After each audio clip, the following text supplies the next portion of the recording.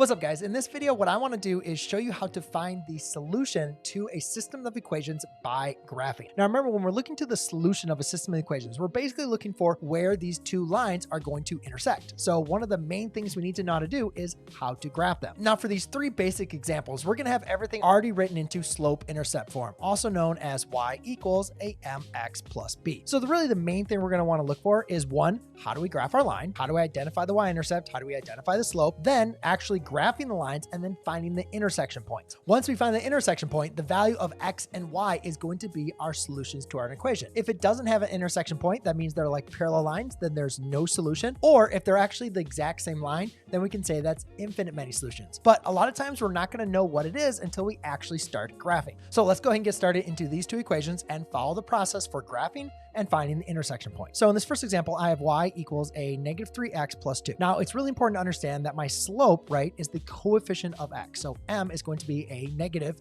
3 over 1. Now I'm putting it over 1 because remember, slope represents the rise over the run, right? The change in y over the change of x. Now it's really important to recognize that you can keep the negative as far as with the 3, or you can put it with the 1. You could also put it in front. Just whatever you do not put it in the top and in the bottom, because then you'd actually have a positive slope. A negative divided by negative is going to be positive. So I like to put it either in the numerator or in the denominator, because when we're graphing the line, we're going to want to either go in that positive or negative direction, which again, we'll get to in just a second. Now, when we're dealing with the y-intercept, that's going to be your constant in this case. My y-intercept, or my b in this case, is going to equal 2. Now again, the y-intercept is where the graph crosses your y-axis. So remember, when we have a xy axis, there's going to be your y-axis, and this is going to be your x-axis. Let's go ahead and graph this first line, and then we'll get to the next line.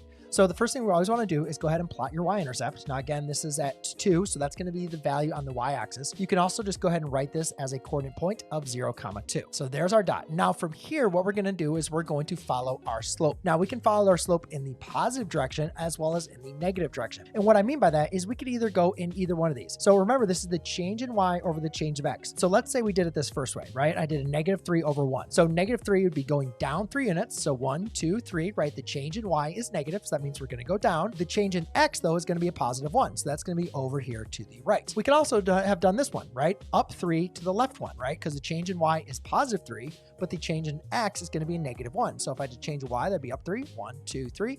And the change in y is going to be a negative x. That means we're going to go to the left. Now, you only need to do this once, but I want to connect these points here so you can see how this line is going to be created. It only needs 2 points to go ahead and create your line. Now we need to graph a y equals 2x minus 3. Now this one does not have a negative slope, so that's good. So I can just rewrite that as a 2 over 1. However, it is important to recognize that I could rewrite this as a 2 over 1, or you could also rewrite this as a negative 2 over negative 1. Now, for these problems, I think we're going to keep everything simple, but I just want to make sure I bring that up because when we do get into more complicated examples, it is important to recognize that relationship. Now, in this case, my b is going to be negative, right? Because you're minusing a 3. So again, that's going to be my y-intercept, which is a negative 3, or I could rewrite this as a 0, negative 3. So again, the first thing you always want to do is go ahead and plot your y-intercept. So that is a 0 along the x-axis, right? And then a negative 3 along the y. So 1, 2, 3. And now what we're going to do is we're going to follow our slope. And here you kind of have two options, right? You could go to the right or you could go to the left. Well, why would I want to graph it to the left, right? The main goal here is to find where these two graphs intersect, right? Where are they crossing? So I'm going to follow the slope to the right, or another way to say that is I want to follow it in the positive direction. Thankfully, that's the way this problem was originally drafted here, which is positive 2 over 1. So if I go up 2 over 1, that's going to take me to this point. And again, you only need, guys, 2 points to go ahead and draw your line. But again, I still will draw it at least continuing that same slope in the negative direction. And then hopefully you recognize here that this graph is going to intersect at the coordinate point of 1,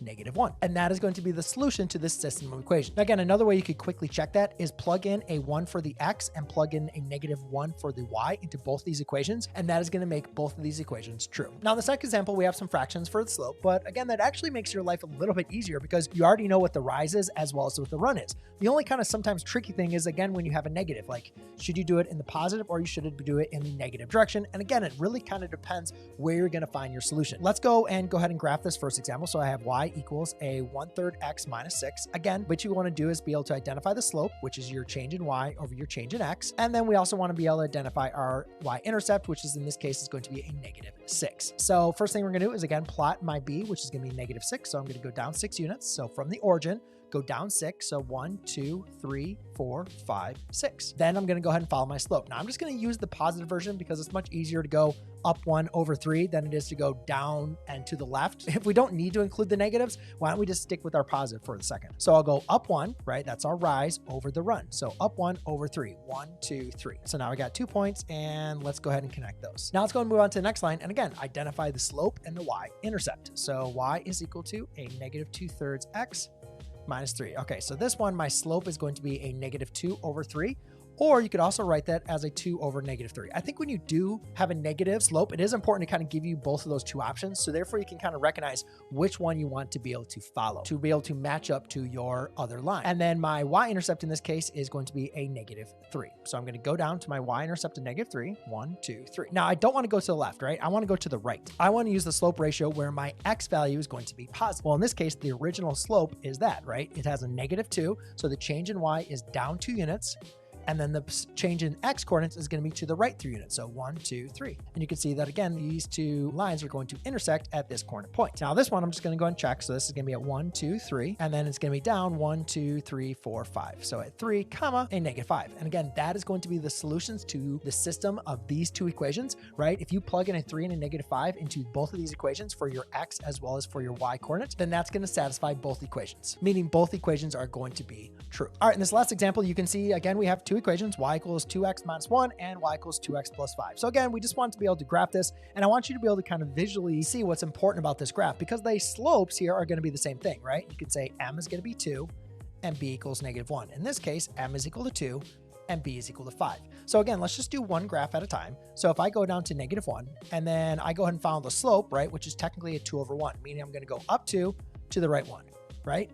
And now let's go ahead and connect those 2 points. And you can see our first graph is going to look like this. Now the next graph here has a y-intercept of 5. So 1, 2, 3, 4, 5. Now again, we're going to do the same thing. We're going to go up 2 over 1, or you could say down 2 to the left 1. You only need 2 points, but again, I'm going to the left because I kind of ran out of space here. But the main thing I want you to be able to see here is these lines look like they are actually never going to cross. They look like what we call parallel lines, right? And again, we can actually confirm they're parallel lines because the slopes are exactly the same. Since they're parallel, their slopes are the same, they're never going to intersect. Therefore, this is an example of no solution, meaning there is no coordinate points that's going to satisfy both of these equations. It's just never going to happen. And again, that kind of like makes sense. Like, what number could you multiply by 2 and subtract 1, which would be exactly the same as multiplying by 2 and adding 5? It's just not going to happen. So always look out for when you have the same slope but different y-intercept. That is going to create a situation where there is no solution. But hopefully in this video, you got at least a good foundation for graphing a system of equations and finding the solution, which is the intersection point. Now, if you're looking to pass a certain test, quiz, or class, then you're definitely going to want to check out my next video where I go over the most common types of problems that you can expect to see from your teacher. Now, if you'd like just some more examples of graphing basic systems of equations, or you'd like to go and take a look at the notes and resources I offer my students inside my courses, then go ahead and check out the links and information I have for you down below. Cheers.